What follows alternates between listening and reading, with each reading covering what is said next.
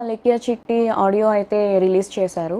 చాలా కాంట్రోవర్సీస్ జరుగుతున్నాయి. ఇంకా న్యూస్ ఛానెల్స్ గానీ, మీమర్స్ గానీ అందరూ వేస్తున్నారు. అసలు ఏం జరిగింది? దాని మీద నేనైతే ఈరోజు మీకు అందరికీ క్లారిటీ ఇద్దామనుకుంటున్నా. అసలు ఒక ఆడపిల్ల అయ్యుండి అంత దారుణంగా ఎలా తిట్టగలిగింది? ఎలా మాట్లాడుతుంది బూతులని చాలామంది అంటున్నారు.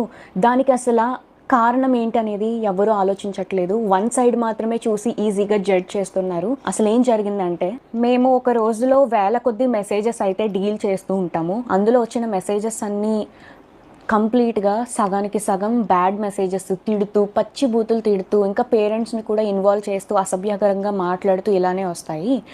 ఇలా వచ్చినప్పుడు మేము మాక్సిమం టైమ్స్‌లో బ్లాక్ చేస్తాము. బాగా ఫ్రస్ట్రేషన్ ఉండి, బాగా ఇంకా చచ్చిపోయేలా తిట్టిన వాళ్ళని మాత్రమే మా అక్క ఏదైతే ఉందో తను రిప్లై ఇవ్వడం జరిగింది. కానీ ఇక్కడ జరిగిన మిస్టేక్ ఏంటంటే, ఒక పర్సన్‌కి తిట్టిన పర్సన్‌కి కాకుండా వేరే కింద చాట్ ఉంటే ఆ చాట్‌లో ప్రెస్ అయిపోయి బై మిస్టేక్‌గా అతనికి వెళ్ళిపోయింది. అది తను రియలైజ్ అయ్యే లోపే వెంటనే డిలీట్ కూడా చేసింది.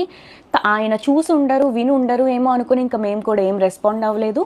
ఈలోపు ఆయన చూసి వేరే మీమర్స్‌కి కూడా పంపించేసి